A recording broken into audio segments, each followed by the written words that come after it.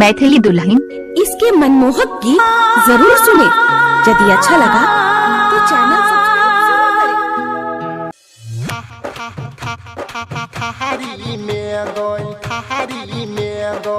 खिड़किए बोतोरा थारी में गई बना के कनिया खिड़किए बोतोरा थारी में गई।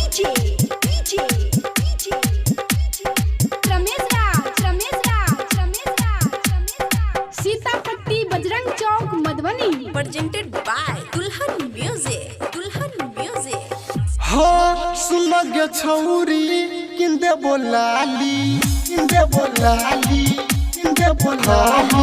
सुन गे छौरी किंदे बोलाली जल्दी से बन जो तू घर बहाली नीक लगबे गई तू सारी में गई बना के कनिया अपन सजनिया खिड़किए बोतोरा थारी में गई बना के कनिया अपन सजनिया खिड़किए बोतोरा थारी में गई बना के कनिया अपन सजनिया खिड़किए बोतोरा थारी में गई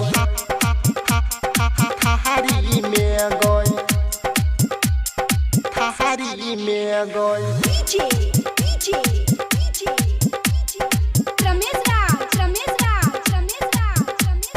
सीतापट्टी बजरंग चौक मधुबनी। प्रेजेंटेड बाय दुल्हन म्यूजिक। चढ़ल छो तोहर जवानी गई बैर जे तो परेशानी गई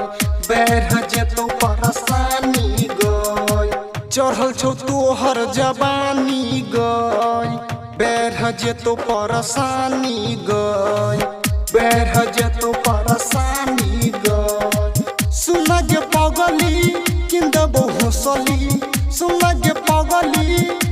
बहुसली खुश रहबे ससुरारी में गई बना के कनिया अपन सजनिया खिड़किए बोतोरा थारी में गई बना के कनिया अपन सजनिया खिड़किए बोतोरा थारी में गई बना के कनिया अपन सजनिया खिड़किए बोतोरा थारी में गई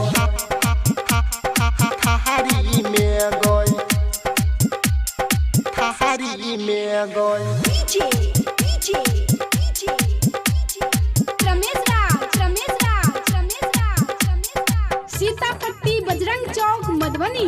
प्रेजेंटेड बाय दुल्हन म्यूजिक।